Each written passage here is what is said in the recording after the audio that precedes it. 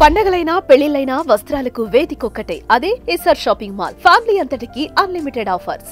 ఎప్పుడైతే civil supplies డిపార్ట్మెంట్లో ఒక ప్రక్షాళన జరగాలి, కొన్ని పొరపాట్లు జరుగుతున్నాయని మా దృష్టికి వచ్చినాయో రాష్ట్ర వ్యాప్తంగా ఒక వీడియో కాన్ఫరెన్సు నవంబర్ 26వ తారీఖున రాష్ట్రంలో ఉన్న ప్రతి గోడౌన్లో ఉన్న యాజమానిని, అక్కడ ఉన్న మా డిస్ట్రిక్ట్ మేనేజర్లని, జాయింట్ కలెక్టర్లని మా పౌర సరఫరాల శాఖ నుంచి మా ఎండి గారు ఒక వీడియో కాన్ఫరెన్స్ ఏర్పాటు చేసి రేపు ఉదయం నుంచి మీరు ప్రతి బస్తా లెక్కపెట్టి ఆ గోడౌన్లో రిపోర్టు మాకు అందించాలని చెప్పి ఆదేశించడం జరిగింది. ఇది నవంబర్ 26వ తారీఖున. అదే రోజు రాత్రి JS warehouse Perni Jayasudha గారు హడావిడి చేసి మరుసటి రోజే మా దగ్గర బస్తాలు లెక్క తప్పింది. తప్పు మాది కాదు, అక్కడున్న వేయి బ్రిడ్జ్ది.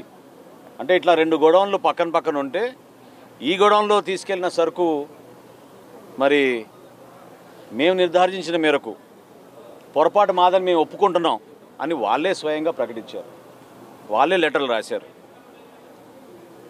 అప్పుడు మా సివిల్ సప్లైస్ డిపార్ట్మెంట్ నుంచి మా నిబంధనల మేరకు 1 మెట్రిక్ టన్ దాటితే డబుల్ పెనాల్టీ వేస్తాం.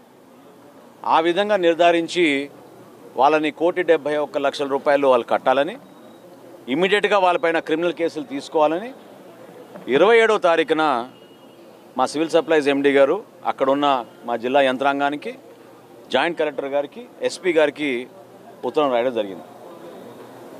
ఆ రోజు నుంచి కూడా వీళ్ళు సహకరించలేదు.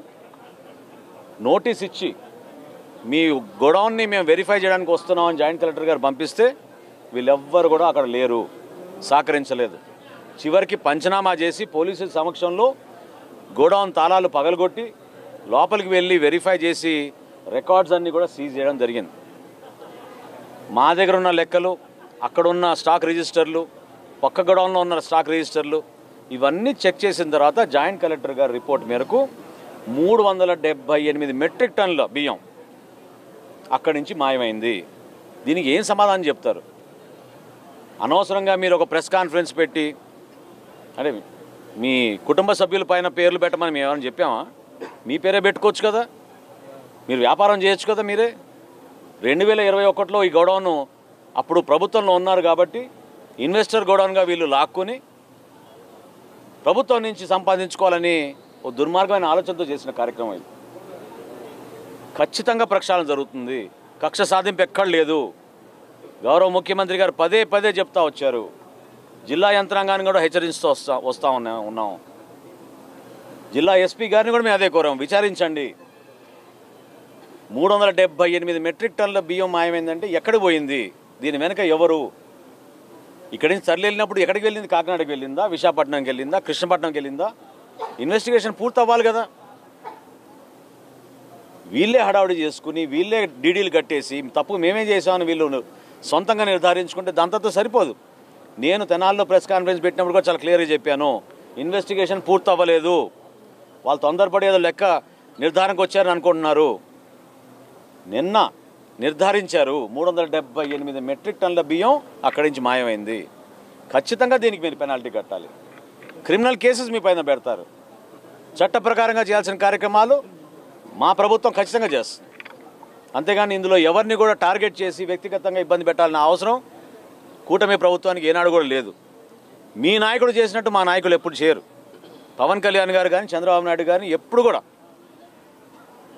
ప్రభుత్వం అంటే ప్రజల్లో విశ్వాసం నింపాలి, నిజాయితీగా పనిచేయాలి. కానీ ఎవరైతే ఇటువంటి చర్యల్లో పాల్గొన్నారో వాళ్ళని కూడా వదిలే ప్రసక్తి లేదు. కాబట్టి ప్రజలు చూస్తున్నారు, వ్యవస్థ ఖచ్చితంగా ప్రక్షాళన జరుగుతుంది.